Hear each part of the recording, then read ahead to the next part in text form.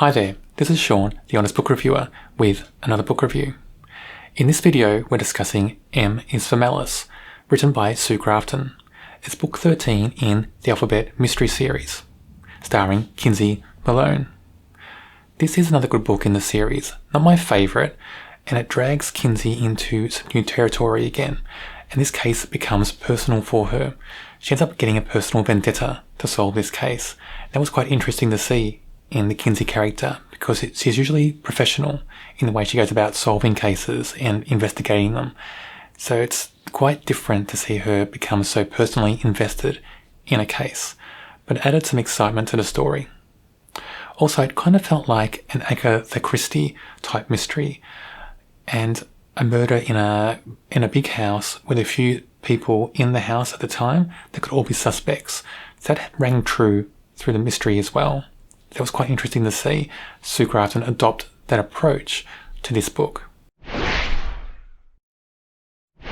Kinsey's asked to track down Guy Malice, a man who's been missing for 18 years. The father, Beda, has recently died, and there's a will. And Beda was quite wealthy, and in the will, all his wealth is split equally amongst the 4 sons. Now, the other 3 sons are quite upset about this because they're sure there was a second will where the father cut out Guy, and they want that second will found. But until they do find the second will, they have to abide by the first will. So they need to find Guy to let him know that his father's died, and also he stands to inherit $5 million. Guy was quite a handful when he was young. He was into drugs, drinking, he got in trouble quite a lot, and then he vanished. Kinsey tracks him down, and he's turned his life around. He's a born-again Christian, doesn't drink, doesn't take drugs anymore, and he just works and lives in a very, very small community, very small town, as a handyman for the church and also for other people in the town. He's got a very, very small and quiet existence compared to the other brothers. He doesn't really want the money, it seems, but he seems quite gentle and quite a genuine person, and Kinsey thinks of him not as a friend, but as somebody that she could become friends with if she wasn't involved in a case where Guy's involved as well. And she feels a kind of connection with Guy because they're both a bit alone in their lives and separated from family that they're just recently becoming to know again. Against Kinsey's advice, Guy agrees to go back home and spend a few days with his brothers, talk things over, including the inheritance. Kinsey doesn't want him to go.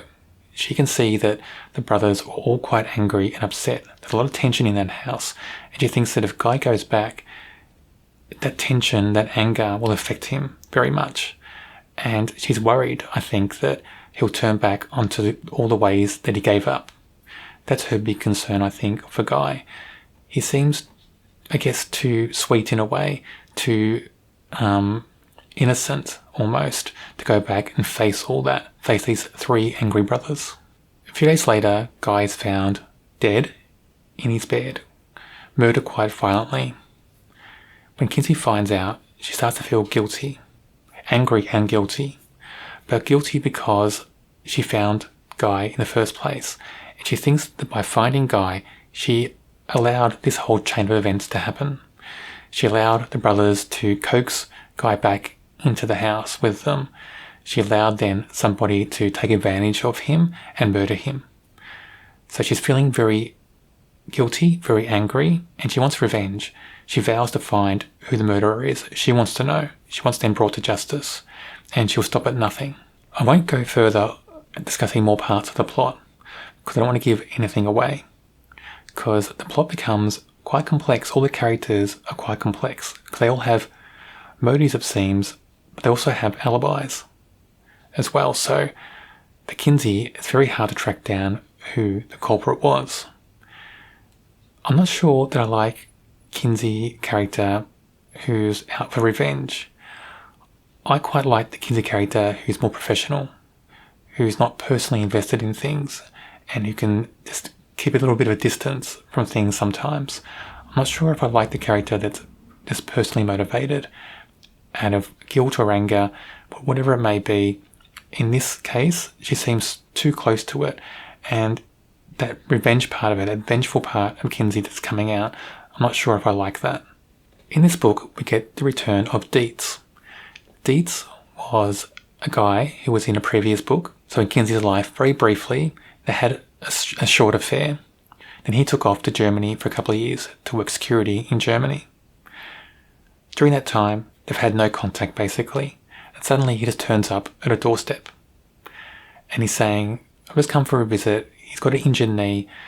And then he's heading up to see his two sons, his two teenage/young adult sons. They're both at college and he wants to see them as well. So it seems like he's only there for a very short time in her life again. And Kinsey's got a few emotions about Dietz as well. She's quite confused about what she feels, it seems. She's angry, the fact that he took off for a couple of years and now he's back again. She's angry that he's just turned up with no warning. But she doesn't know if she wants that affair to start again or not. She's confused about that, I think it seems. But in this book, they do start the affair again. And it seems that Dietz may be ready to commit for a longer term relationship, at least for the moment. And he even seems to be confused about what he wants as well. So I don't get the sense that Dietz and Kinsey are perfect for each other. But at the moment, they seem almost content. So I think they're still working things out. But Dietz is important in this book as well because he helps Kinsey in a way. He does some of the legwork for her while she's out on the field trying to track down who the culprit is, talking to people, trying to track down certain clues. He's doing some legwork for her, it's investigative work, and he finds out some key things for this case. So that's important to have him back for that aspect as well. Guy Malek is, of course, the person that Kinsey finds after being missing for 18 years, and he ends up being the murder victim. It's quite hard to see him as the murder victim in this story because he's such a good character. He just seems so innocent and so kind and so genuine. Sue Grafton did a great job in crafting this character. He feels so real. His past, his present, all feels so real. And he's a great character in this story. I would have liked him to stay longer in the story, even in the series. I think he would have made a great character in the series. And having him as the murder victim, like I've just said, was very hard to see because he was such a standout character. Bennett Malek is another one of the four sons. He was written very well because you're never sure about him. In my mind, while I was reading this, I was almost thinking, is he the culprit? Because he seems so suspicious at all different parts of the book. There's a shadow hanging over him, and he's a character who's got quick to anger, and I can just picture him being violent as well.